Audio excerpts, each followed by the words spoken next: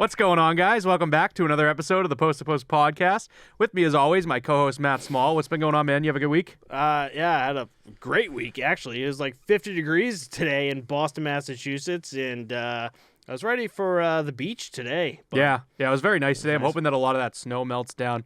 One brutal thing, I think I mentioned a couple episodes ago that my car was in the shop, dude. I woke up Wednesday morning to go do my pickup skate, and the same issue happened to my car, and it just would not start. Oof. And I couldn't even make it to the skate. Oof. So I had to email them and be like, I'm not coming. Shoot But it to then, you. yeah, brutal. And they don't have the other goalie right now because he just had a baby a little while ago. But I ended up not making it to that. Disappointed. Finally got my car back today.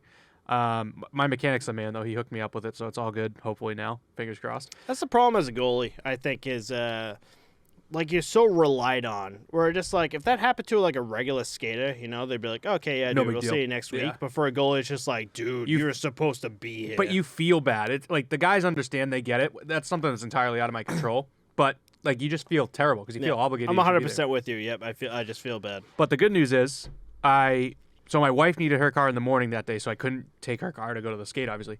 That night, I got a text to go play in a league, and I actually got to play a league game for once, too. Hey. Yeah. It's actually a really fun league. The guys in Milton are really good. They always What stick league? around and smash some beers. It's just like a 6-team league in Milton. It's private. It's like all the guys know each other, so literally 6 team worth of guys are like outside drinking beers in the parking lot. Those after. are the best kind of leagues, you Yeah. know? And it was good, dude. They were like older, like 45 is like the youngest there. Oh, wow. But like they could play and they actually like give a crap about the skate. You know what I mean? Oh, Like, wow, that's awesome. They really care. Like they're playing hard. They're like cross-checking each other in the back, like brutal, like old-time hockey. I used to fill in for a 40-plus league in Quincy Youth Arena. It's And, interesting, real quick too. It's interesting that goalies like our age can fill in that. You know what I Can mean? fill Because they're in just that for- desperate for goalies. Right, exactly. And I guess it's like, whatever, just shoot on them. But it's just, it's kind of interesting that you said that they care, really, and just really go for it. Whereas, like, the guys 40-plus that I played for in Quincy Youth, I remember just being there and just all laughing. Like, some guys are late and just, like, you're all giving each other shit. I remember being in a net, and they're just like, don't worry, fuck it, whatever, we're all drunk, you know, type of shit. And I don't know, I guess 40-plus, we'll be getting there soon, bud. 10 more years for us, and you I'll will be there. Oh, my fucking God. I felt it. I've been feeling it with playing hockey, where I was telling, if everyone watches Mic'd Up with Matt, I've been telling my referee, the normal referees that we have on those episodes. I was like, dude, I got to stretch so much more now. It's just like, after a game, it's like, remember like when you were young, you could just jump on the ice, like no stretch, no warm-up and be fine. It's just like, no, I got to like, my I have a groin routine hurts now. Yeah. Ugh. I stretch too. It's just I haven't played competitively. I've just been doing that pickup skate. So playing in the league, man, my groin was killing me. It still is. Fuck being old, you know? Yeah, for sure, man, for sure. But we do want to go over the All-Star game. I know we talked the skills competition last week, so we're going to be really late with this one. But due to how we record, we're a little bit behind the 8 ball here. All the time. We did have All-Star game predictions. I actually chose the Metropolitan Division, who ended up winning. Not a big deal. Not a big deal. And Matt picked the Atlantic, who I think actually got bounced in the first round, but it was kind of unexpected, I feel like. You know what I mean? I felt like the Atlantic should have done a lot better. But the Metro, like I said, they won the All-Star game, and Claude Giroux of the Flyers takes home the MVP title. And I actually looked into and found out the numbers that we talked about, like if they win a cash prize. Mm-hmm. So he actually gets $250,000 for being named the MVP of the All-Star game, which is sick. That's a big boost. It's probably not much to him when he's already making like $7 or $8 million, you know? Yeah. And then there's $1 million cash prize for the team. There's 10 players on the team, so it's $100,000 per player. And being the MVP, he also gets a brand new Honda since they're the sponsor of the All-Star game. Oof. And there was also a $50,000 bonus because why not? Like I didn't see any reason for it. Yep. And I also found out too, the winners of each of the skill challenges took home $25,000. So Petrangelo basically just made $25K off of You know what's John weird? Hamm last week. Yeah, right. You know what's weird about this is that for the NHL, this is fucking chump change. It's like, yeah, dude, here, take 25 It's cents. nuts, you dude. know? It's nuts to think about, but Yep. I don't know. yeah. It's cool I as just shit. wanted to get the All-Star stuff out of the way. I mean, we're basically good. There's not much to talk about. What's his name? Played out of his 2 weeks mind, right? behind, you know? Was it John Gibson? No, Cam Talbot. Cam Played Talbot out of his played it. mind in the All-Star game. Cam. Yeah, the Cam for sure. Cam. Love that. But yeah, we're way past the All-Star game, so I think we should move on here. Yeah, man. yeah. I just wanted to recap a little bit for the fans that didn't watch it. And for me, that just got dusted 2 seconds ago. What We else is agreed new? to this too. Chris dusted me on the podcast, and I dust him on social media. Perfect. Just It's the balance of life. balance. That's how it works, bud. That's how it works. So let's move on here to signings that happened this week. The Florida Panthers signed goalie Mac Guzda to a 3-year entry-level contract. For anyone who doesn't know who Mac Guzda is, which I'm assuming probably 100% of you don't, he's appeared in 26 OHL games with the Owen Sound Attack and Barrie Colts in the 2021-2022 season. In 16 appearances so far with the Barrie, he posted 11-4-1 record with a .925 save percentage and 2.17 goals against average and 2 shutouts. So he's making some moves here in the OHL that we're not seeing. So to clarify the contract that he'll be making, within those 3 years, he'll be making $3.6 million. Big signing for Florida Panthers. I think this is another move. I mean, you got Bobrovsky, you have Spencer Knight. I think this is just a move to really, sort of I'm looking for here, a move to Add some depth. And if shit goes wrong, they have a little backup to have, right? Yeah, I think a lot of it too is, with the taxi squad nonsense with COVID, things like that, like anything else you can look into. But Spencer Knight and Bobrovsky, something goes wrong, it's just good. And he's also in the OHL, which is a younger league, right? Is that juniors? Yeah. Not 100%. Yeah. So, I mean, he's a good prospect for the future. And it's kind of nuts to think about if they have a guy that plays this well down there. And they have Spencer Knight as well, who puts up absurd numbers at such a young age. Like, the Florida Panthers are built for success in the long run. Right. You can see... Watching this reminds me of... I used to go up to Toronto and Mississauga, Ontario for the John Elkins goalie schools, and the OHL goalies / shooters would be up there to help you out. And you could just see the fucking difference in these players. Like, you get it's like juniors, but holy shit. Yeah. Like, I think that was the first experience I've ever had at like an early age where their job is to, as the shooters especially, is to just let you see the shot. Yeah, aim for the head. But their job is to let you see the shot. They're supposed to help you out with like side to side, C cuts, butterfly slides, or whatever. But sometimes these guys are just kind of fuck with you. And I remember like the first time one of these guys was like actual wrist shot, the stick bent with the puck. I'm looking at the puck, the stick bent, and it just disappeared. And I'm like, where the fuck did that puck go? It's just insane. Like, how fast these players can go. Moving on from that, we have the Tampa Bay Lightning. They signed our boy Patrick Maroon to a 2-year, $2 million contract. I think this contract is an absolute steal by the Tampa Bay Lightning. Yeah, is it $2 million per year or is it a $1 million? It's $2 million. It's $1 million per year. Oh, wow. That is a steal. That is a fucking steal. It's great to keep him. He's a great depth guy. And if you think about it, right, the line that he plays on, third, fourth line, the minimum that you can pay for a guy is $750K. So looking at it like that, you really only paid $250K to keep Patrick Maroon on your team. And why wouldn't you as a player? You want to be on a winning team, right? And he's already three-peated, so that means that Tampa Bay is going to win the Cup for the next 2 more years, too, which is 5 straight. And that might help them secure that New York Islanders playoff series streak that we talked about last week. Mm-hmm. So yep. Very, very cool to see. So shout out to Pat Maroon. Here comes 2 more cups to Tampa. Let's go, Tampa Bay. Tampa Bay That's all I got strong, there. Bud. Toronto Maple Leafs also signed goalie Joseph Woll to a 3-year extension with $2.3 million that he'll be making throughout those 3 years. Joseph Woll, if you don't know, was part of they brought him up last year in the bubble and played pretty solid for Toronto. It's just going to be a solid backup plan for Toronto.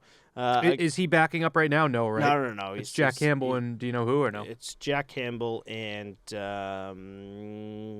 I got it. You can keep going. Oh, I'm already fucking up here. But it's I don't think it's him. But yeah, he was a solid goalie to have, man. Especially for Toronto, who has constant goalie issues. So it just is what it is. Is it really Mrazek? Peter Mrazek. Yep, it is. It's Peter Mrazek. We literally just talked about this the That's other week. Sorry, guys. We're terrible. We're just awful podcast. Yeah, so we're good on that, right? We're good on that. So Vegas has an update on the injury front. It looks like Jack Eichel was cleared for for contact this week. So he's going to be coming back soon. So in my opinion, I was ready to talk this week and be all up in arms and excited about where Vegas is going to head the second half of the season. Mm-hmm. But now there's news that Mark Stone could reportedly miss the rest of the remainder of the season with a lower back injury. He has been dealing with a nagging back injury throughout the season. There was a month-long absence only days into the start of the season. and he's been held out of games on 4 different occasions, presumably all for the same injury. But his latest absence in the hockey world has like everyone wondering like if he could miss the remainder of the season on LTIR. So difficult. That'd be huge to lose. It's like gain one, lose one. You know, it's taken Jack Eichel. His line made away. That's what it was going to be. Yeah, exactly. Jack Eichel finally getting the surgery that he wants coming from Buffalo Sabres. And think about how quick the turnaround has been after they approved it, dude. It's been like maybe 2 months. Right. It's nuts. It's I don't so know why the fucking Sabres quick. hung up on it. I don't And know. he seems fine by all regards right now, you know? Mm-hmm. But actually, I want to bring that up.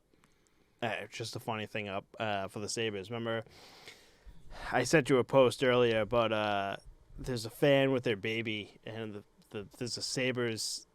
It's like a sign that said, "This is my baby's first time as at a Sabres game," and like the top comment and like all the comments were just like, "Poor bastard." Dude, the top one I think was, "Oh, that's good. You need to teach a kid disappointment when they're still young, so they understand." Like that's so messed up. It's funny, but it's also so sad.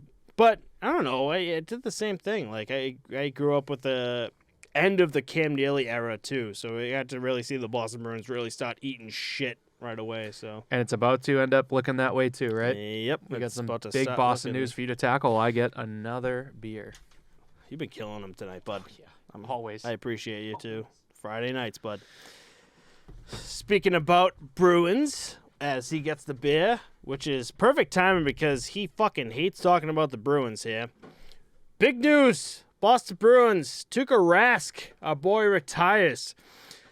Some news on him. Oh, I wouldn't say some news on him, but he leaves the Boston Bruins and leaves the NHL. 33rd all-time in wins. He also leaves 4th all-time in save percentage and 11th all-time in GAA. He's played 564 career games and 300 career wins. Who is also the Bruins leader? 308 career wins. That's what I said, right? 300 is all I heard. But, dude, also, like, I can't crack this can. Oh, there we go. Drinking some hard coffees again. You're gonna be ready to go, bud. You had a Red Bull, some hot I'm gonna be coffees. buzzing. I'm not going to You're sleep gonna be tonight. Buzzing. You gonna add to that, or should I keep going? I had something, but I can't remember what it was. So you can keep going. I'll finish it up. He leaves with a .921 career save percentage and a 2.28 career GAA. He's played 15 seasons with the Boston Bruins. He's the 2014 Vezina Trophy winner, the 2020 William Jennings Trophy winner, which is given to the goalie tandem with the fewest goals scored against, the 2011 Stanley Cup champion, and second in Boston shutouts with 52, right behind Tiny Thompson with 74. Solid career. Okay, hold on. I remember what I was going to say. Do you remember when he went out for hip surgery Yeah, and I said that when he comes back he wasn't going to be the same? yeah. I'm pretty sure like I fucking nailed it. You fucking. I thought I didn't know, by no means did I expect him to like just be done with the game of hockey, but like hip surgery's major and I knew there was going to be some issues with it, but it's insane that he's retiring. This It is like is. the biggest bomb to drop on the team. I didn't expect it, but after hip surgery is so fucking big.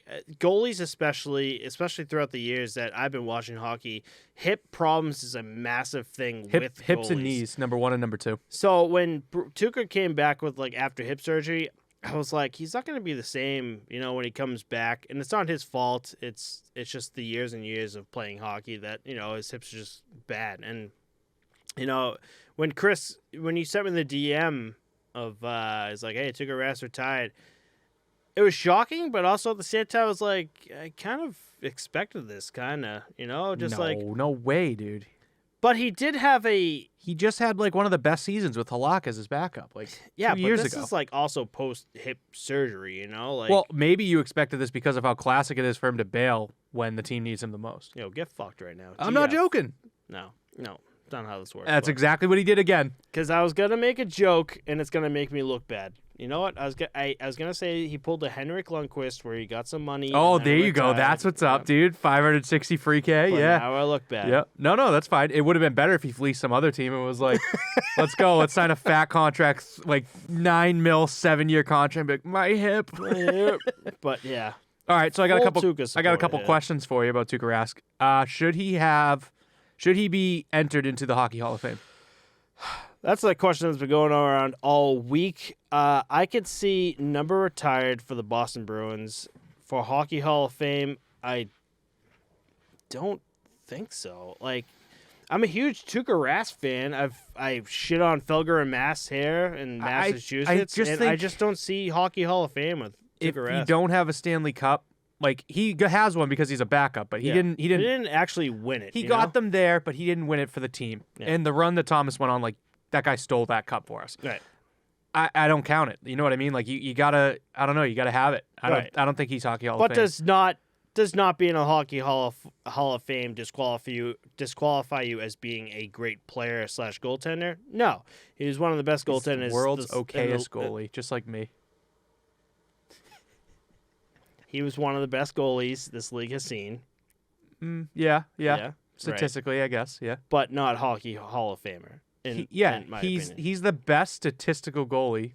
He's one of the best statistical goalies the game's ever seen. But he's not one of the best goalies the game's ever seen. He's not one of the best to put in the Hockey Hall of Fame. You know? I just don't think he's one of the best goalies the game's ever seen either. He broke Boston Bruins records. You know, he broke. You had rankings too, right? You said 4th all time in save percentage, 11th all time in GAA. But when you look at those lists and you look at the names around him, he's not the same. You know, he's not a winner like those guys. You want to add to that too is that I have a note here too. He's got the most wins of any goalie drafted by the Maple Leafs in their franchise history. By the way, yeah, none of the wins with the Maple Leafs because they traded him immediately. This goes back to the whole Joseph Wall signing, where it's just like I don't know, they have such a fucking shit. All right, so do you think he will have his number retired with the Bruins? I think we'll see number 40.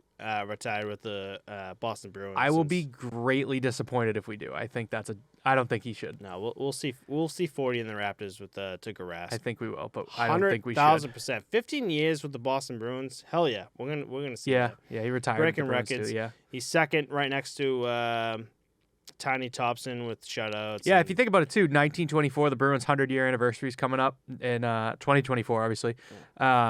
15 years is a long time with the team. 15 years is a long time. Yep. So, you know, we'll definitely see his number retired here in Boston. But as for a Hockey Hall of Fame, I just don't see it. I don't think he should have either, personally. No. But 2 U's, 2 Ks, 2 goals in 17 seconds. I don't like where you went right there. I love that one. All right, you want to move on to more Boston Bruins news? Yeah, I do actually. Let's do it, After dude. that I bet you do. bullshit. I bet you do want to talk more Bruins. I do want to talk more Bruins, but that's the last time we're going to have Tuukka talk, by the way. Yeah, right. You'll find something. Tuukka, now the new goalie coach of the Boston Bruins. Ooh, there's a good one. Yeah. Mm-hmm. I mean, it's kind of weird because his retirement, I mean, I don't know. We can move on. But his retirement statement says he's like walking away from the Bruins organization. Chunzos. Yeah. You know, I don't know. Right. Go back to Finland, maybe. Yeah, probably smashing some long drink. All right. Wanna do some Brad Marchand talk here?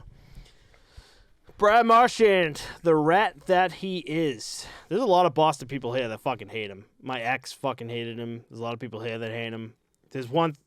He's that thorn in everyone's side, you know? He's done some things that we've talked about throughout the past few weeks that are kind of funny. Month, year. The one thing that was funny to me is Tristan Jarry in the back of his net that was trying to lift a puck up on his stick to pass to a fan. Meanwhile, he's not even home, by the way. He's away trying to give it to a Boston fan. And Marchand comes around and fucking slashes his stick and just kind of just skates away. So funny. That is hilarious. I thought it was just a fucked up move, but like, Marchand, hilarious. Hilarious. And then he takes a puck and picks up and fires it at the official. Right. Throws it at him. Just throws it at him. Here, get this thing out of here. But Marchand does have his shitty moments where he skated up to Tristan Jarry and punched him square in the head. Back up. Back up? Yeah, so obviously the slash the stick thing happened. So I think Jarry, there had to be some exchange prior, but also at that time, Jarry robs him with not a few seconds left, but closing time of the game basically. Robbed him with a wicked nice glove save, and then you see Jarry's head cocked to the left. He must have been talking shit to Brad, yep. And then he looks down to pick the puck up. He picks his head up, and Marchand's right is just right in his grill. So I think that was why he punched him. Yep, 100%. But I'm gonna put this on the referees too. Is like, as a referee, get him the fuck out of there. And they didn't, and they let Marchand kind of walk back in and swing his stick right at Jari's throat. And here we go with the 6-game suspension that Brad Marchand I don't blame has. the referees for that. It's whatever. Okay. Yeah. I mean, they let him get close and jab and talk at each other, but I didn't expect the stick to go up to his head. But he didn't even really get him. Like, he poked his dangler in like a little bit of the chin, and Jari turns his head. He didn't get under there or anything, you know. Under there, yeah. I think he knew what he was doing and intentionally, like, you know, didn't like dig in his eye hole or get under his mask, you know. Right. But yeah, I think it was dirty as shit, regardless. It was a sucker punch, yeah. Yeah, it's dirty. It's definitely dirty. The stick thing's not really dirty. Like, he's looking right at you, and you see his stick coming, and Jari does react in time and turn his head. So now, how do you feel about the 6-game suspension? I think we have some quotes from Brad Marchand that I'd like to read too, which are pretty funny. But I think that, like Marchand says in one of his quotes, it's mostly about his past history, and it's not really about the incident that happened that day. You know what I mean? Right. So it says, Brad Marchand, on the length of his suspension. Very, very hefty suspension for these plays. The only way that they can justify this is on the history side of things. Was it stupid? Of course it's stupid. I'm not denying that. I absolutely should not have done it, but suspension worthy? I don't think so. These plays were not going to injure Jari. No potential injury on that play. He was very well protected. The fact that it's 6 games is based on history, not on the play. And then lastly, he says, I'm an emotional guy. I always have been. It'll never change. That part of me will never change. I'll never want it to change because that's just what makes me the player I am. It's just making sure it's reined in. And then I think there's one more. Actually, the NHLPA, which I said was probably going to happen. So he got suspended for 6 games. Yeah. NHLPA has now filed an appeal on Brad Marchand's behalf regarding the 6-game suspension. So I think we'll see that cut down to 4, personally. Yeah. And that's what I think it should have been initially, was just 4 games. Yeah, you're 100% right. I think we're going to see 4 games. It's not 5. It's going to be crossed down to 4. But now that adds to Tristan Jari now playing again against the Boston Bruins when Brad Marchand's back in play. And what the fuck is going to happen then? Yeah, it'd be nice to see them match up in the playoffs too. Imagine that, man. That'd be a fun series. That'd be fun. Some Penguins-Bruins rivalry going on. You saw this week too. I think it was Fleury going after Evander Kane. Like, when a goalie, I wanted to get back into that, but go ahead. When a goalie goes at a player, like, players just like, no, you're a fucking goalie, dude. Leave me alone. Which you know is what I mean? exactly like, get away what Evander Kane did. Yeah, he just was like, yeah, dude, what, get the fuck dude? away from me. Yeah. Beat it. So that's why I think it'll be interesting, because Marchand would actually get into it with him, you know? I want to get back into that Evander Kane. Yeah, you want to do that this episode or next episode? No, we'll get into this episode. But yeah, I mean, he deserves the 6 games. We already talked about him saying, with all the social media stuff and everything too, is like, when is the league gonna really step in? But he mixes it up in such a way that just like, oh, he's doing it in a way that, you know, makes the league look good. But at the same time, he's calling the league out. You know what I mean? He's calling the league out, and now it's just looking bad. And but it still clicks. So I don't know. Maybe the league's like, let him fly. He's not like doing bad shit in the sense of like illegal or like shit like that. You know? How long is it gonna fly until you know the league shuts it down? Brad Marchand did have an in-person, which is actually a fucking on Zoom call. hearing. So I don't know what they said to him. I'm sure they're just like, listen, like, we enjoy it, but you gotta fucking just calm down. Which I'm sure. I bet they did mention the social media stuff. That's interesting. Yep. I think you have the stat too. He's now the most suspended player in NHL history. Here we go. So to add to that, he passes Chris Pronger in total missed games, which is 28 games, and lost $1.5 million due to fines and suspensions. Holy shit. He's got, so to add to that, sorry, he's got the most suspensions. He's lost more money than we'll ever make in our lives. Yeah, exactly. And he just doesn't give a shit about it. He's got the most suspensions in NHL history with 8. Like, he's like the rat that everyone says he is. Yeah, man. And we definitely saw it. And I guarantee you he's going to get suspended again. Oh, this is going to keep going up eventually. That's great. But yeah, do you want to do Evander Kane and Marc-Andre Fleury now? Yeah, let me just jump into that real quick. So, I was actually watching that game, and the announcer for that game actually made a lot of sense. So, I think it was like 4-1. It was toward really the end of the game, and they threw who was up? It was Oilers versus no, sorry, Chicago was up 4-1. Oh, really? Yeah, and classic Oilers. Yep. And the Oilers threw out Evander Kane toward the end of that, and Evander Kane was doing his thing where he just like, let me get the boys riled up. Let's start getting the blood flowing. I don't think that's really his thing. I don't know. I mean, he's fought a few times. He's had a few good scraps, times. but I think he's more of the skill guy. You Yeah, know?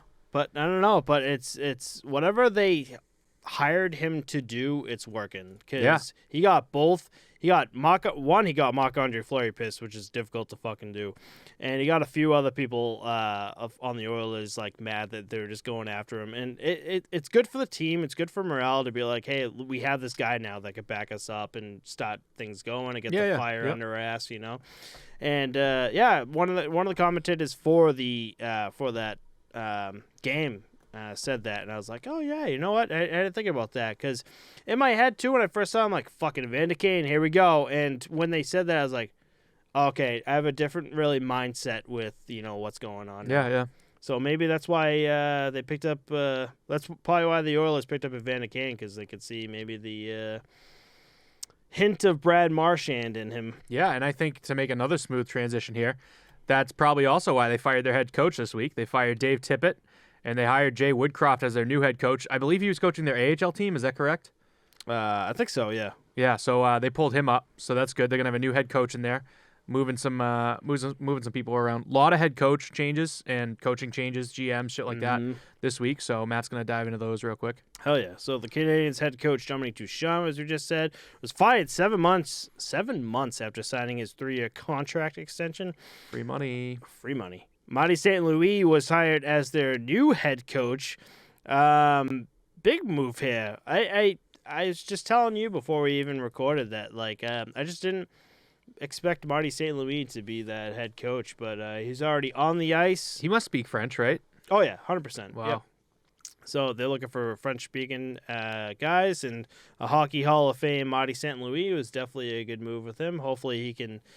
I mean, he's got experience in the league, right? I don't know what he's done as a head coach. I think he's going to be like the player's coach. You know what I mean? Like, they're getting away from like a team coach in the sense of like a John Tortorella and like those old guys.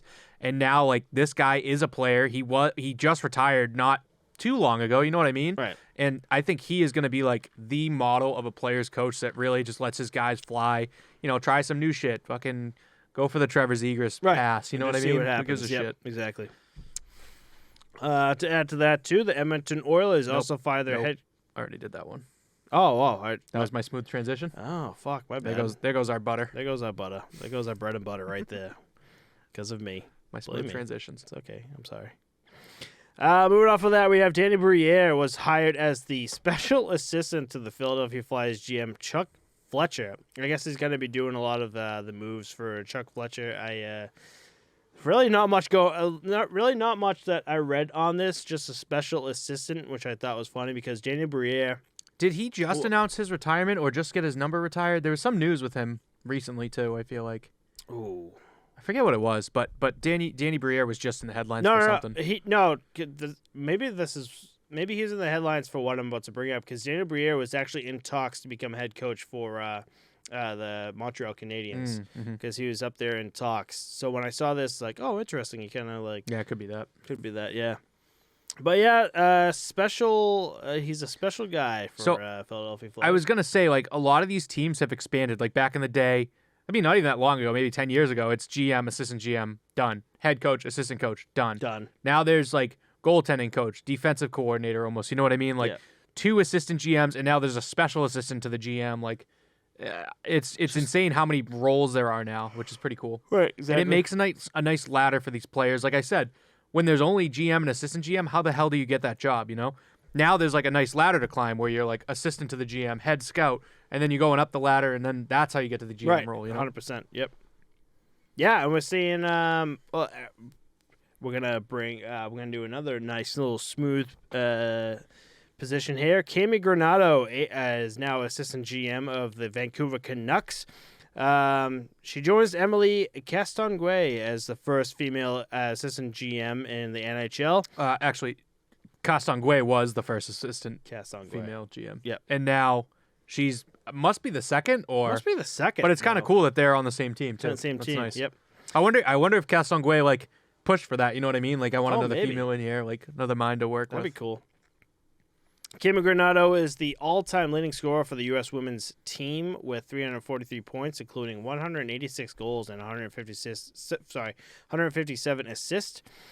She was also elected to the Hockey Hall of Fame in 2010. She was also recently named to the Hockey Hall of Fame selection committee, joining Cassie Campbell-Pascal as the two women currently in the Hockey Hall of Fame selection committee. Breaking some barriers here, both in the Hockey Hall of Fame and the NHL. She also is where was I gonna go with that, bud? I'll let you regroup. One thing I want to chime in on here. It's interesting to see, like, when obviously, like, females get married, they take their husband's name usually. I'm noticing a lot of these female athletes are hyphenating, and, like, hyphenating is not all that common. But when you're, like, a famous person, a famous athlete, that's really cool to see because you still have the name recognition that, like, Cassie Campbell, and then you just add Pascal at the end, rather than being like, you know, now I'm Cassie Pascal, and now you have to change all my jerseys. Right. My husband's last name is now what I'm known for. So I thought it was really cool to see. Like, even with Lamoureux Davidson, who was at the All-Star Game events, like, I like to see the hyphenated, but I also think, like, what do they do on the back of their jerseys? Like, are they actually putting... Think about how long Lamoureux Davidson would be on the back of a jersey. Fucking insane. So they must just put, like, her maiden name, or something. She picks which one she wants, because I got to look into that. But I thought that was really cool to see that they're like, I'm not going to take my husband's name. I need both because I'm famous for being Campbell, not Pascal. So when I don't know, it might be something completely different, but I guess to add to what you just said is, remember the Sedin twins were on the Vancouver Canucks, and Henrik and Daniel were just like H. Sedin. Yeah, that's how they do that. They've done that for a while. I wonder if they would do like the same thing, where just like, oh, like Campbell P. or like or something C. like that. Yeah, Pascal. Yeah, exactly. But I think like the first name is that much, like the first last name is that much more important because that's what I'm known for. Yeah. So I feel like they would just keep it just Campbell. You know what I mean? Mm-hmm.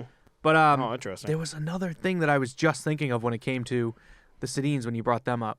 Shit, I can't think of what it is. Oh, like a Devontae Smith-Pelly. Oh, like he's Smith-Pelly. That's what I was thinking that's of. right. Yep. So they have both on there, and I don't know if that's because like maybe like a step-parent situation, so he's got like both last names. But that's something maybe. like he's known as Smith-Pelly from the jump. That didn't change. No. Like this is different because I've been Cassie Campbell and now I'm married, so that has to change somehow. You know. So yeah, that's interesting to think about. Maybe C. Pascal or Campbell P. That would look kind of nice though. Nice, Campbell P on the back of a jersey. That's pretty sick. Lamoureux D, rather than at the front. Oh yeah, I'd be curious. Yeah. Yeah. Huh. Interesting thought. I didn't think about that. Yeah. So shout out to all those coaching changes. There's a lot of moves around the league. It's probably one of the least safe jobs in the country. 1,000%. Right? Yep. Detroit actually had their first. So this is a wild stat to me. I just wanted to chime in on this. We don't really have much on it, but Detroit has their first regulation win in Philadelphia since January 25th of 1997.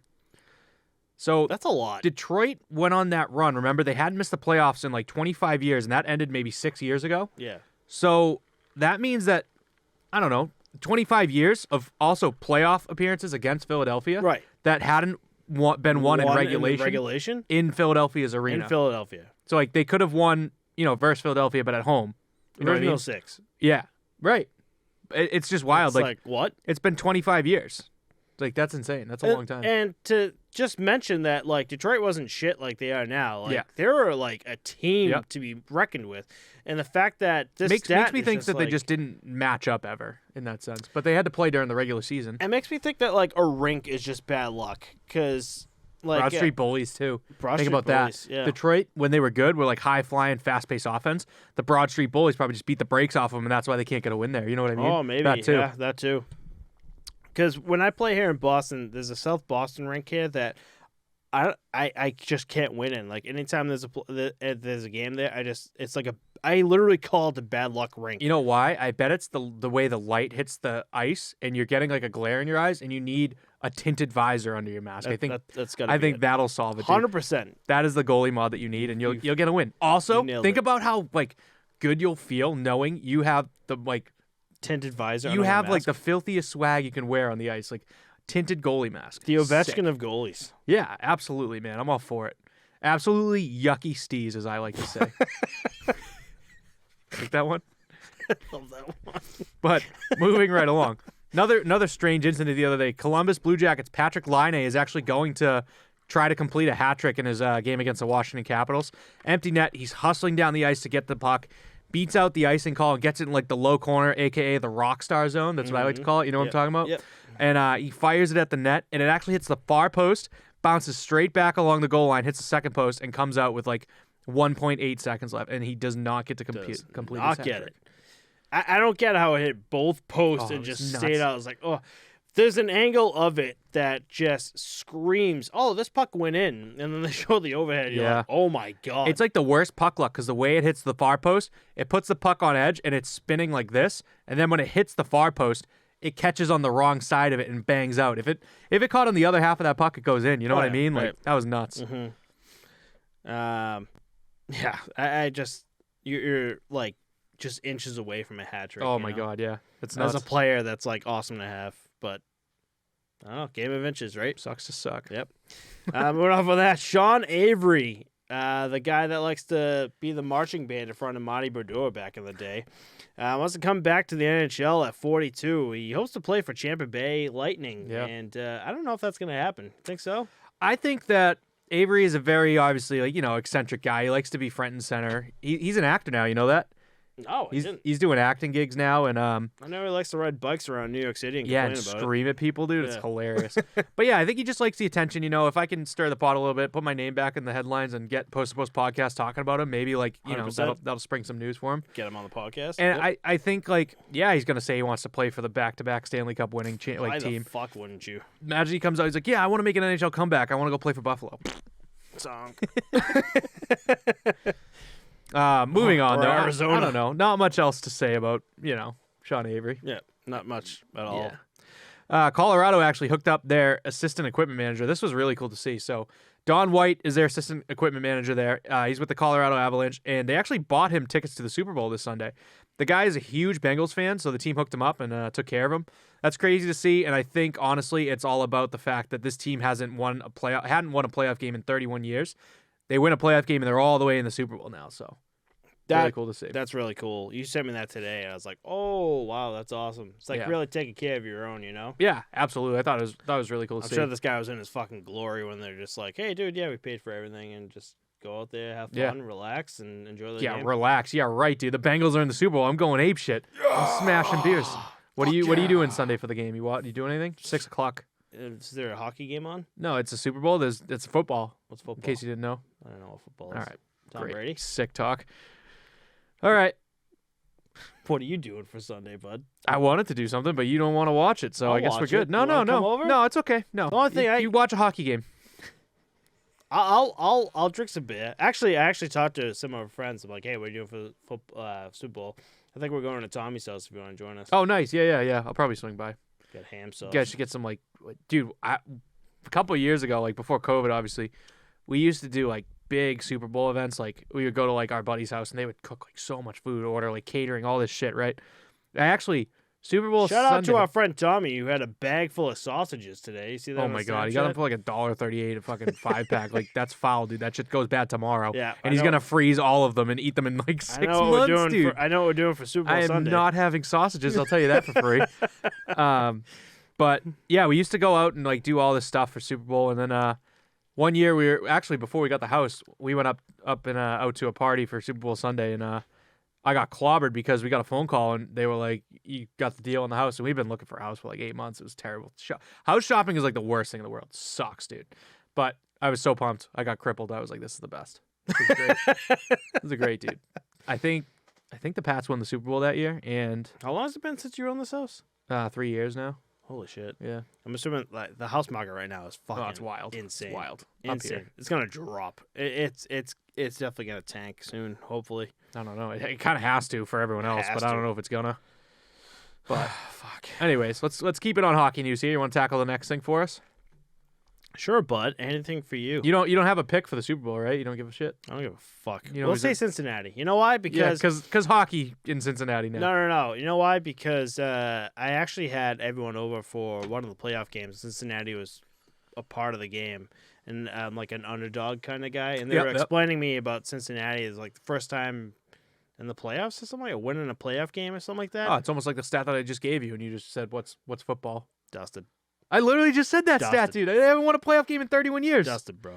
Oh my goodness. Dusted.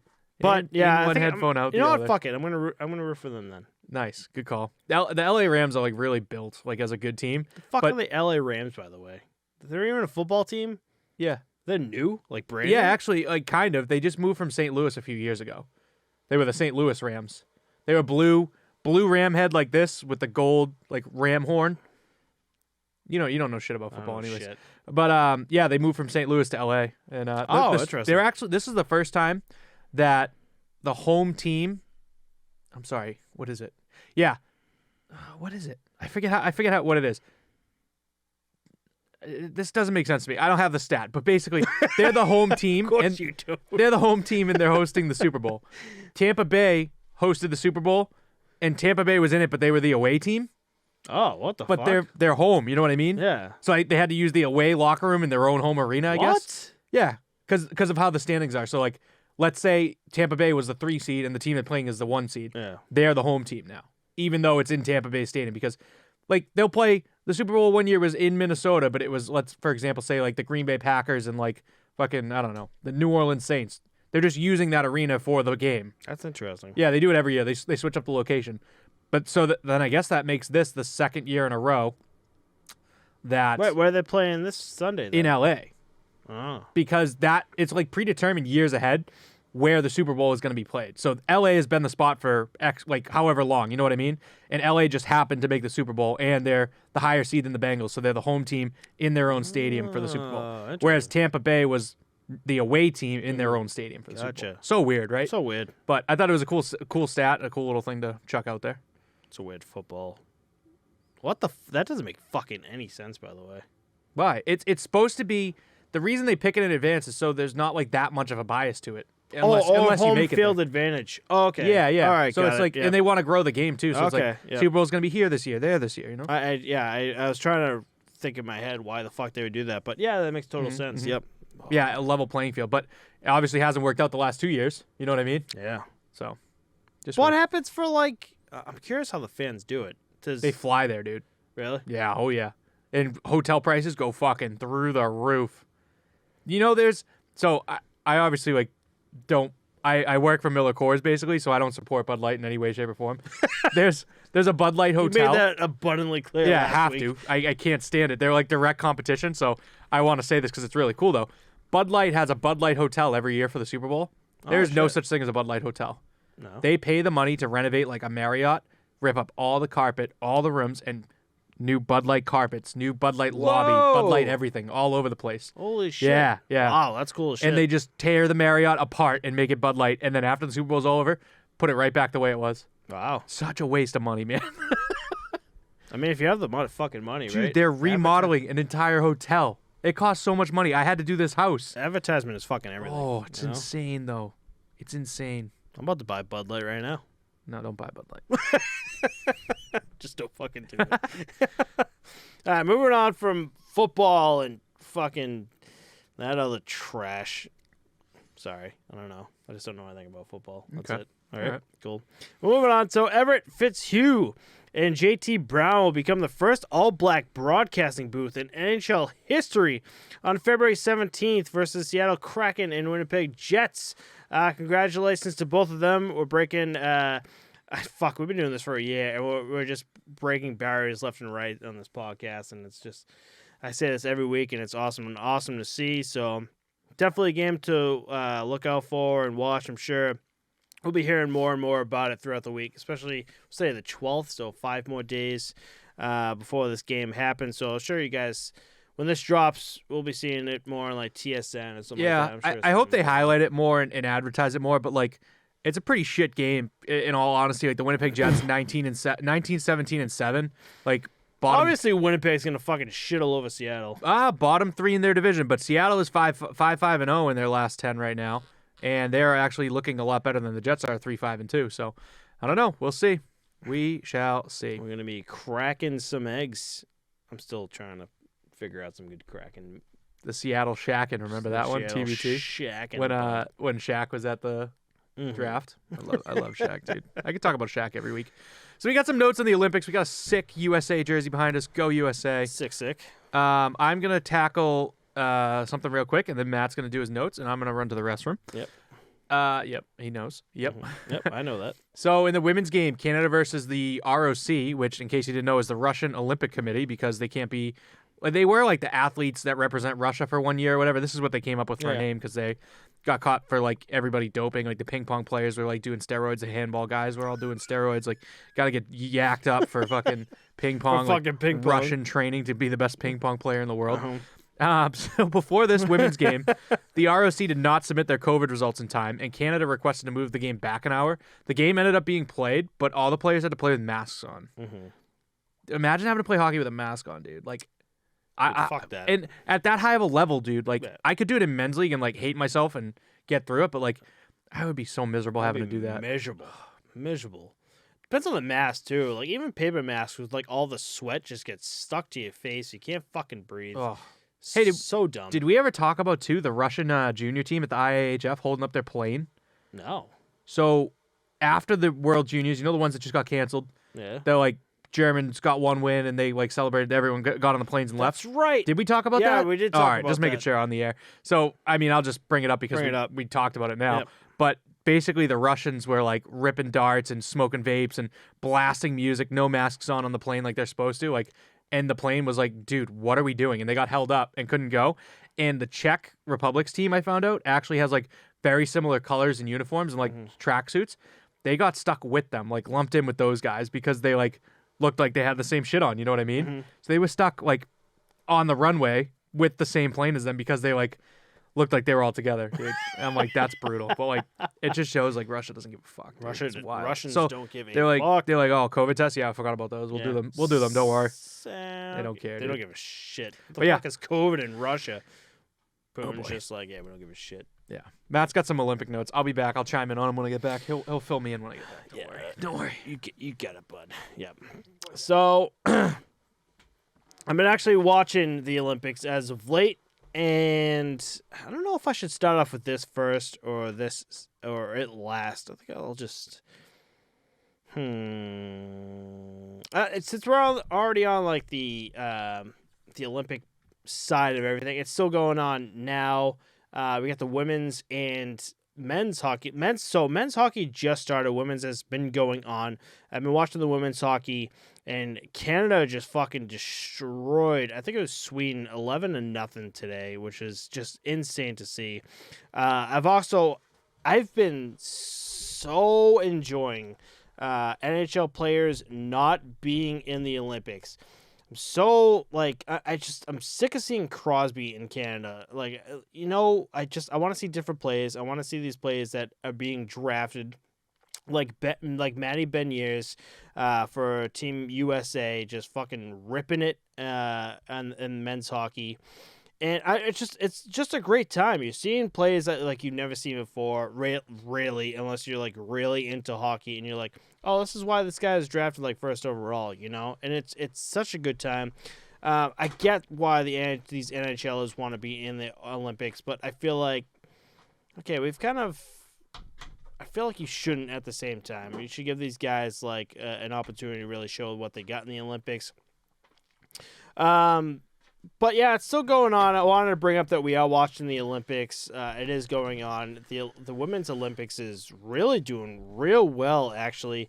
Denmark, both women and men's hockey had their first Olympic win in this Olympics, which is fucking awesome to see. And I mean, it is in Beijing. I did want to bring this up. So a bunch of Olympians are really complaining about the food and living conditions in Beijing. Someone put a photo. I think I'll put it on the bottom screen for you, and it looks like fucking prison food. Yeah, I saw that's for like the COVID protocol people, like once you're in quarantine or whatever. But yeah. I also saw like another athlete posting about how everything was great. She's like, this place is awesome. Like, here's our, like, when you go down to the main cafeteria, each like little cubicle, you're in basically a cubicle when you sit down to eat, and you can see through the glass, but you're in your own area. There's people walking around in basically hazmat suits that come and disinfect everything. Yep. And like there's basically like a buffet. You go up, they serve you whatever you need, you know. So I mean, it's interesting to see two different sides of the same story. And I don't know. You know, I don't it's know. all perspective, I guess, and we don't really know. We're not there. We don't know. It's just like word of mouth, Yeah. I guess. So in order to see a couple highlights that I see on looking at the women's scores real quick, Japan actually beat the Czech Republic 3-2. They beat Denmark 6-2, and they beat Sweden 3-1. So 2 out of 3 really good teams that Japan women actually beat, which is awesome. Japan's fucking amazing. So speaking of Japan, their goalie Nana Fujimoto is currently the best goalie in the Olympics, and her only 3 games played with 1.03 GAA and a .956 save percentage. She stopped 66 out of 69 shots in those 3 games and has been unfucking believable. It's weird / good to see Japan be as good as they are, you know? Yeah, it's awesome. I don't see the Japanese men on here. Did they not submit a men's team, just women's? I think it was just women's. That's pretty interesting. But yeah, pretty cool to see the game grow like that. I knew some people pulled out. I know South Korea pulled out right at the end of it. So maybe that's what it was too. Maybe that the might have been Japanese men pulled out too. Yeah. But after you take that sip too, fill me in. You were talking about something before I came down. What did I miss? So I was talking about. I had something I wanted to chime in on that you said too. NHL players not playing in the Olympics. Maybe that was it. That is it. Exactly what it is. You mentioned we're still watching the Olympic. We like to watch it and see, but I think the spotlight really gets shined on it when, even if there's just 2 or 3 NHL players on the team, like it still draws the attention to it because now there's even better players, you know, like players that you know their names at least. It's not just like Abrazizi from Harvard, you know what I mean? Like the guys that we know about because we follow hockey, but like the people that don't, it's like, oh dude, that's Alex Ovechkin, that's Sidney Crosby. Like I know them. I'm gonna watch, you know, and see how they do. But yeah, that's really all I had there. The women's are actually into the quarterfinals. If you want to hear the teams that are in there, go ahead. U.S. beat the Czech Republic. Canada beat Sweden, so that leaves those 2 teams. It looks like tomorrow / tonight. I don't know what the deal is with these times. The times are all fucked up. Yeah. But yeah. Russia and Switzerland are going to play, and then Finland and Japan. So U.S. and Canada women are through. I'm going to assume that Russia and Finland are going to make it through to the next round. But actually, Japan's on a tear for the women, so they could upset Finland, but they could do it. Finland has been around and in the zone for quite a bit. Right. The men are kind of just getting underway here. Yeah, they're just starting.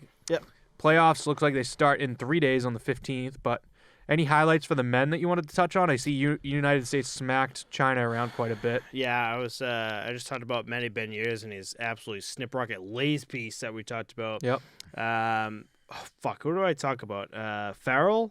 Is it Farrell? 3 goals on 3 shots against that. Yep, that's right. USA men really doing real well. But this really goes to show you, especially what I just said, is like, you know, get rid of like the NHL guys and bring in actual guys to really show what they got in the Olympics. And you could see like no names where like Manny Beniers, Peter Farrell, you know, these guys just like coming up, you know? Yeah, and that's why I think like 2 or 3 is the right number for NHL guys because they'll highlight and accentuate these players. And I think you should honestly make the rule that they can't play on the same line together. Because if you have like the top 3 NHL guys and the top 3 NHL guys like Russia versus Canada, right? Now they're going to play like, let's say, I don't know, you know, a normal game they play 25 minutes. They bump that number up to 40 to play for their country, and now you don't really focus on the other guys. If you make it so that like they have to play on separate lines for the NHL guys, and then they're winged with 2 college guys, like that'd be sick. Or like 2, you know, minor league guys, whatever. Right, exactly. So yeah, I thought that was interesting. So yeah, by next week we'll definitely have more information on the Olympics. I really just want to bring up that we are watching the Olympics. We do have Olympic news.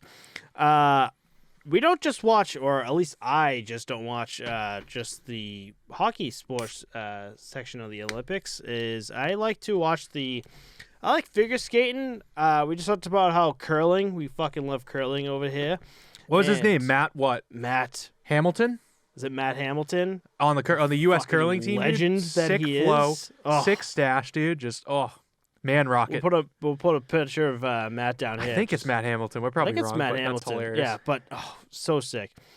But there is there was a Russian 15-year-old girl in figure skating that broke headway in news and actually is kind of gotten flushed down the toilet pretty quick. But Kamila Valieva, she's 15 years old from Russia.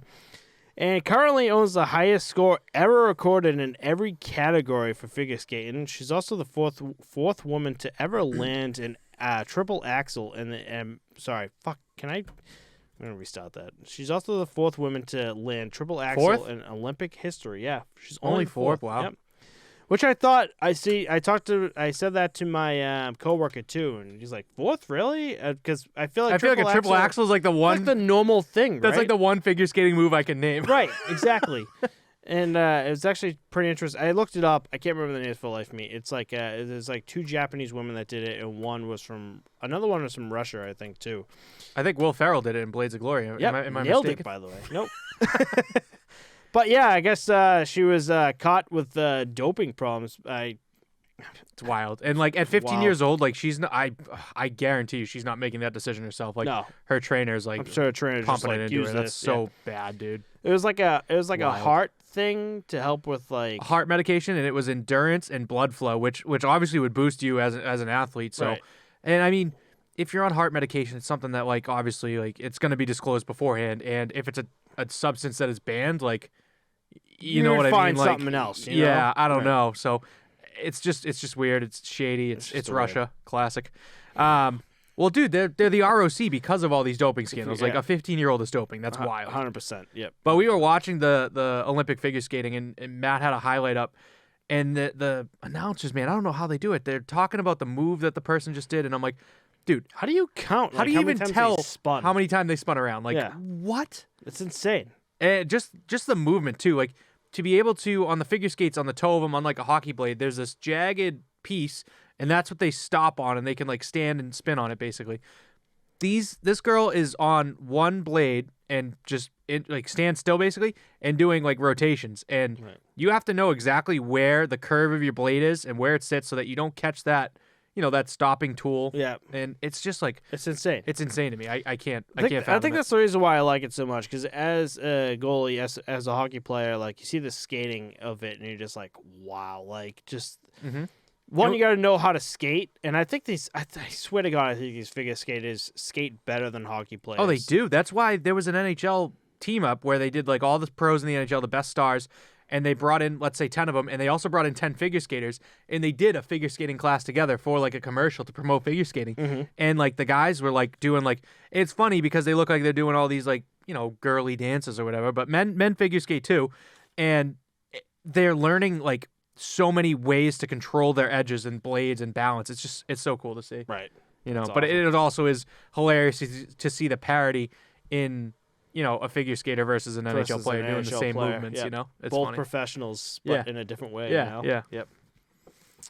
Moving on, speaking about women and hockey and skating, the Premier Hockey Federation Isabel Cup. The playoffs will be held March 25th through 28th at the Advent Health Center Ice in Tampa Bay, Florida. All 6 teams will be there to play for the championship and will be televised on ESPN2. Awesome. So they're going to bring all 6 teams down to Tampa, Florida, and I think it'll be great. So it's going to be televised on ESPN2. You can see that, and you can also see it on Twitch. I think that's going to be cool as shit to see. Yeah, definitely. Excited for it. Yep. Moving on from that as well, we have. Oh yeah, that's right. So we're gonna stay on the PHF. We're gonna stay on. I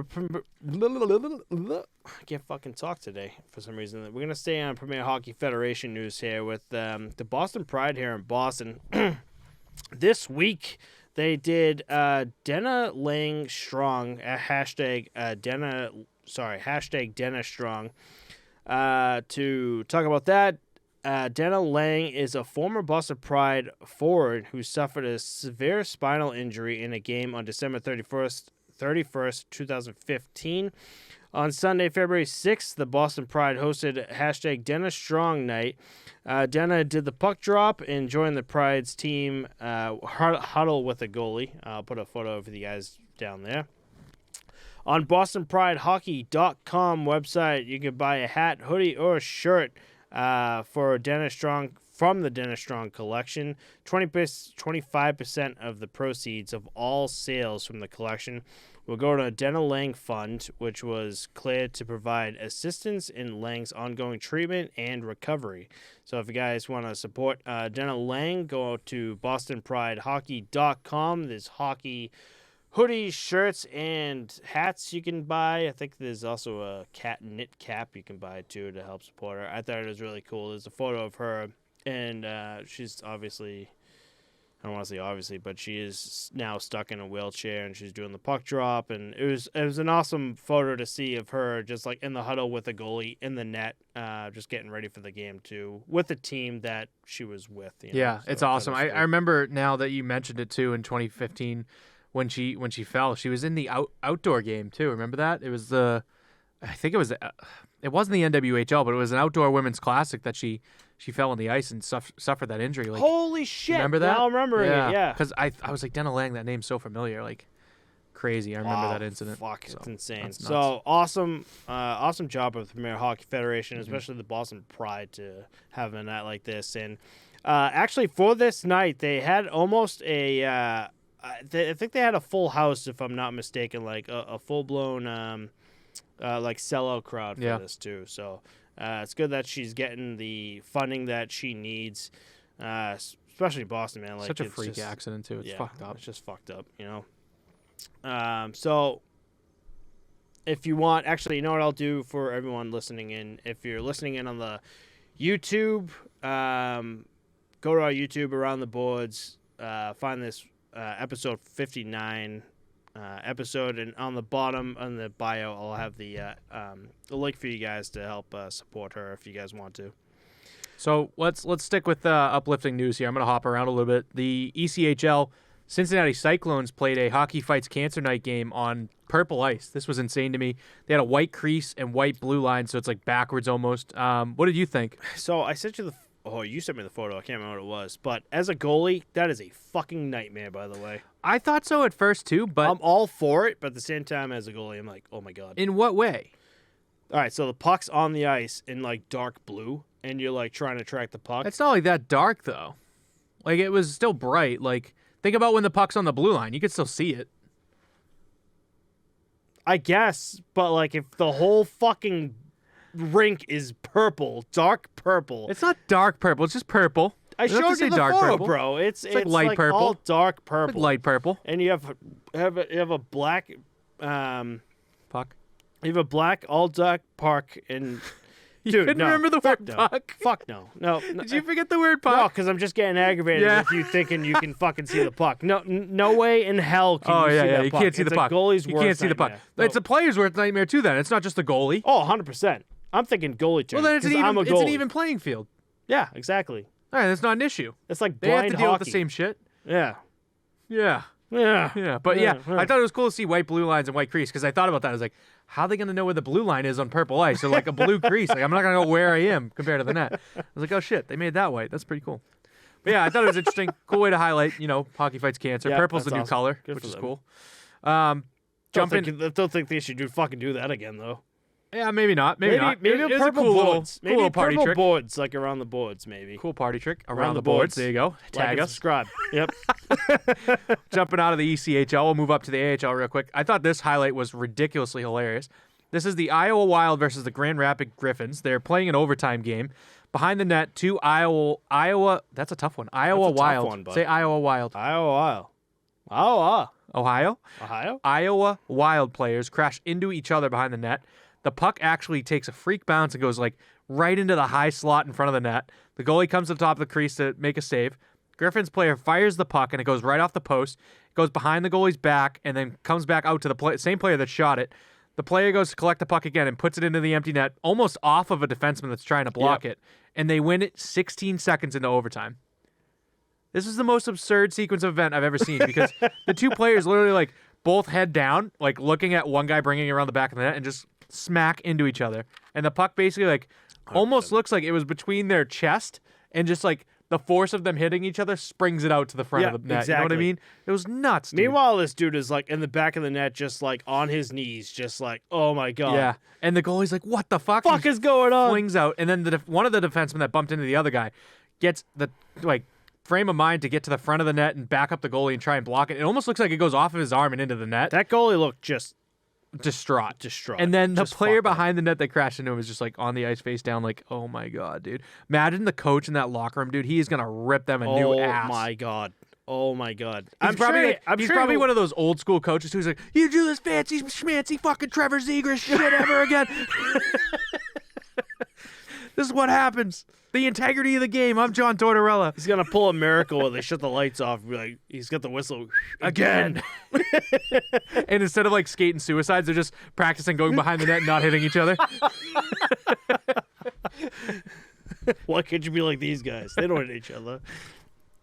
Fuck, now I watch Miracle again. I was watching the Miracle speech with who's the coach? Herb Brooks. Herb Brooks. Yeah. No, that's his actual name. But who's the actor? I'm gonna put you on the spot. Matthew McConaughey. Oh, yeah, Matthew McConaughey. Matt played Damon. Herb Brooks. Yeah, Matt Damon. Oh my played God, Herb it's Brooks. Matt Damon. Oh my God. You know the Tom Brady commercial for Dick's Sporting Goods? Yeah, dude. So funny. Matt Damon, shame on you. Yeah, no idea who played Herb Brooks in the movie though. Fuck, I Can't help remember you. his name for the life of me. But yeah, I Google it for you, but I don't care that much. Yeah, it's fine. I listened to like the I always watch the scene where he does like the speech. He goes, "This is your night," and I'm like, "All right, I'm fucking ready to go." Like no matter what, I'm like, that's what Matt listens to in the truck on the way to the games on Monday nights. That's exactly what I do. And then he like loses 11. I do it for the podcast too. He goes, "This is your night." And I'm like, "Yeah, it's right. It is my night. It's episode 59. I'm fucking ready to go." And then 11-0 Brockton Fire Department. Thanks, bud. Yep, fucking dusting Had me to on say the it twice podcast. because you didn't hear me the first. Son of Just a kidding, buddy. bitch. It's not like I haven't lost 11-0 or scored on myself in a fucking playoff game. Yeah, but you also haven't recorded yourself and edited it yourself. Yeah, I tried to get you to, and you're yeah, we'll do that another time. In the Crease with Chris, coming soon, 2028. Yeah, we got to do that. Yeah, allegedly. We'll see. We'll do it.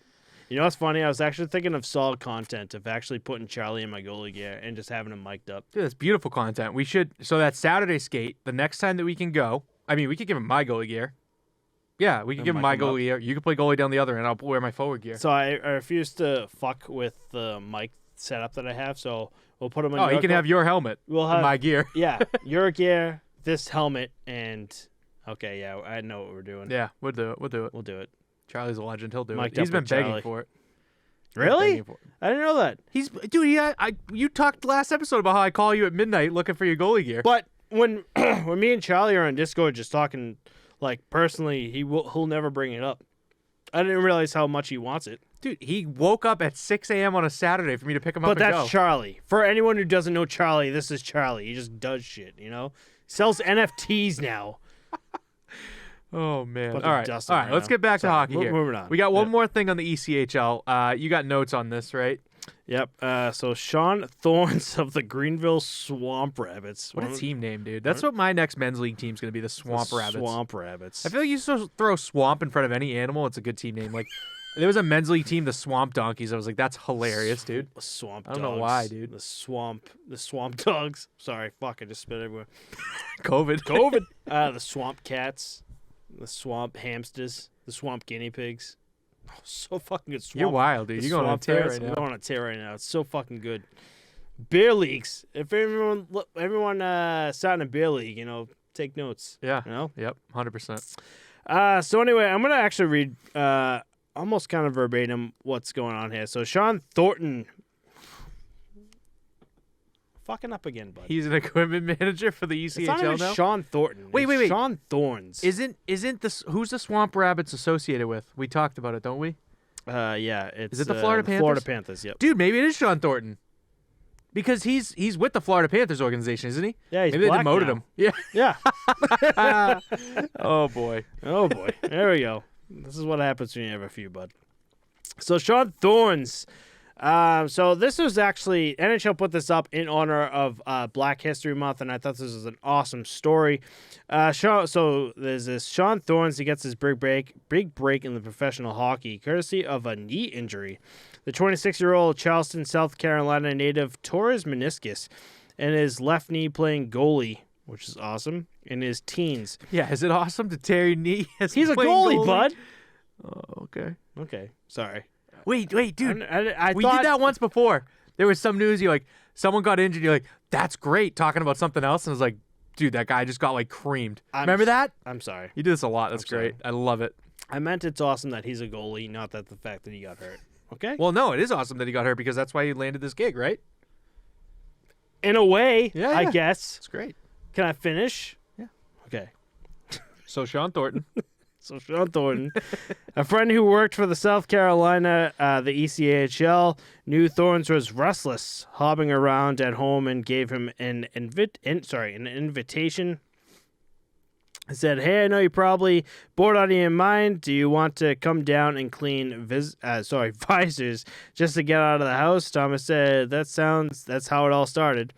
Thorns is now head equipment manager for the Florida Panthers ECHL affiliate in Greenville, South Carolina, and one of the few people of color to hold a position in North American professional hockey. Like the players he cares for, Thorns wants to take his talents to the NHL. That's the end goal. I just want to make it to the NHL, and I hope you do. I hope all your hard work just pays off and get to the NHL. We've seen it left and right here in the so far in the past few episodes, where especially women breaking into the NHL as we've seen a few GMs? GMs, not even GMs, but who's the woman that we talked about a few episodes ago that broke in as the medical person for the bench? You mean the fan behind the bench in Vancouver that No. I know, I'm just fucking It with was you. for the LA Kings, and I can't remember her name for the life of me, but she's behind the bench. So it'd be awesome to see him in the NHL and really get where he wants to go. Maybe not in a way that he wanted to originally, but still in the NHL. So Yeah, I wonder if equipment managers like travel with the team. He's on the bus with these guys down in South Carolina. Maybe, if he gets his call to the NHL, is he going to go to Florida? Is he going to go to, the Carolina Hurricanes kind of thing, Mm-hmm. Right. So that'd be kind of cool. 100%. You want to move on, bud? You want to? Yeah, last thing I got here, we're going to shit on Russia one more time. The KHL has actually canceled the remainder of their season. I wonder why. The playoffs are going to begin immediately following the Olympics, and the standings are going to be determined based on the win percentage by the team. So just wanted to touch on that real quick. Best comment I saw was, why are they putting the season on pause? I thought that was great. I never saw that one. That's fucking good. The other one that's kind of fucked up that I liked was like, oh, why? They going to war or something? 100%. So we still don't know why they're doing it, but we're all going to assume it is now. So for all listeners, as of right now, it is February 12th of 2022, and there are talks about Russia invading Ukraine, and we can only fucking assume that is why. That's why the KHL's canceled. That's why the KHL. We need our top fittest men to run It happened our to army. the NHL. No, dude. Fucking up. Brutal. At least they can hear us. We can't hear them, but we can't hear You us. butchered that, huh? We can't hear them. Any of your listeners didn't know, whatever you say, we can hear you. That's why the mics are plugged in. That's exactly. The headphones are in. So, I think that's what happened in World War II, right? The NHL was not a thing. Am I wrong with that? No, yeah. The NHL was original 6, at least. Bruins were in 1924. Yeah. So the NHL was a thing then. But I'm just saying for World War II, I think there was like a gap in between, right? Oh, really? I wonder. Yeah. That's interesting to look at. So there were obviously the 2 lockouts as of recently. We should look into it and see when they paused. I think professional big wars, sports leagues. especially for players who were drafted. I think there was a big gap with like the NHL and stuff. I mean, NHL was also just really starting to become a thing around that time. It's different nowadays. Like if you think about it, like, yeah, I don't know what would happen because that's a massive event, like a world war. World War. But like back then, it was like, dude, you're getting drafted, but like. Now it's probably like some 17-year-old. Yes, I get my big shot at the NHL now. You know what I mean? I can't get drafted. I'm not 18, so I'm going to go play in the fucking NHL, dude. NHL, yeah, you're right, 100%. And these guys can fucking do it, too. Yeah. There's fucking 16-year-olds like Connor Bedard, who had that sick-ass fucking goal earlier this week that can just jump right into the NHL. Yeah. Dude, Connor Bedard's going to be the talk of the town within the next few years. He's going to be the best Coyote since Phil Kessel. And Kessel's still going to be on that Iron Man streak. Yeah. And the Coyotes will be bad in 2 years and get 2 number 1 draft picks. They're going to be the next Edmonton Oilers. I'm trying not to laugh right now. Racking up number 1 really draft picks and just sucking. Arizona for Tempe, Arizona, ASU, buddy. We're going to talk Arizona about it, but State. here we go. Smallest arena in the NHL history, by the way. Yeah. What a fucking mess that fucking team is. Think we'll ever get sponsored by the NHL? Are you high? We can't get sponsored by the KHL, dude. Someone sponsor us, I think the please. Swampville Green Rabbit. No, sorry. Dude, you're already Swampville fucked Green out. Rabbits. The Swampville Green Rabbits. Something Swamp Rabbits. I put up a thing last week. Bradley's this Battle week. Buddies. Bradley's Battle Buddies, bud. What did you put up this week? Is that what you're going to say? Yeah, that's what I was gonna my say. bad. This is what I was gonna say, where we just blow shit left and right on this podcast. All right, you ready for a shot? Yeah. You want a shot? You want a shot? Want a shot? Soko Caramel. All right, what should I do? So I refuse. If anyone's been watching the podcast here toward the end, we always do nips here, and we've been doing Soko Caramel for the past few weeks because I refuse to get nips. I'm also just trying to get rid of Soko Caramel so it goes into my gullet. Yeah, and it's been saving me a little bit of money, not too much. But tonight before I got here, I got Dr. McGillicuddy's Wild Grape, which I've never had before, and Jack Daniel's Tennessee Honey, and you're gonna make the move here. I think the grape. You've never had it, so why not? I've never had it. So there's actually a shortage on McGillicuddy's nips because they can't produce the caps quick enough, and there's also every once in a while there's talks of nips being banned in the state of Massachusetts because one town decided to. I think this time it's Wareham. Get sonked, bro. It was like banning them because people just chug them and throw them on the ground because they're assholes. Yeah, like every fucking nip I think in it was Massachusetts, bro. But no, they're thinking about banning them across the state, dude. Did you know? I think you were the one who told me, and it didn't really hit in until you said vodka, where you're just like, hey, do you know McDonald's has a potato, they're lacking on potatoes? And I'm like, oh, that's cool. Who gives a shit? Because I don't eat fast food. But then it hit me that, like, oh, wait, vodka's potatoes. Oh, shit, we're going to have a fucking famine of fucking potatoes. I don't think all vodka's made from potatoes. There is potato-based vodka, but Yeah. I like where your mind's at. You're like, oh, shit, Alcoholic 101. Like, oh, what about my vodka? Yeah, Alcoholic 101. Just like, oh, man, like, I don't give a shit about the fries, but the vodka is like, oh, boy, here we go. Now I'm about to riot. All right, let's do You this. ready to do this? Soko Wild Caramel. Grape, Dr. McGillicuddy's, and your Soko for the probably 10th episode in a row. Oh, I wonder. We should go back and look. Cheers. Well, that's good. Well, that's bad. It tastes like fucking Kool-Aid. Wow. That was good. Kool-Aid's red, dude. They have grape Kool-Aid. I know, I'm just kidding. Bruh. Never had purple Kool-Aid, though. I'd never seen a blue duck before. Minute 17 in. We've been trying. It's funny that you made the joke earlier that so we had notes. I do the notes throughout the. I mean, we both do notes, but I write down the notes throughout the entire week. And I didn't really have much throughout this week. And Chris made a joke that I always complain that like, oh, dude, this is gonna be a short episode. But here we are, fucking an hour and 18. Yeah, you almost did it in. again. It's only been a minute and 17, dude. That's a real short episode. Mm-hmm. Real short episode right now. Usually we do 2 hours, right? I'm just fucking with you. Yeah, what else is new? Yeah. We good? We're good. Thanks, everyone, for listening. If there's anything you want to see us cover next episode, let us know. Our links are in the description, and we'll see you all next week. Bye, guys. Peace.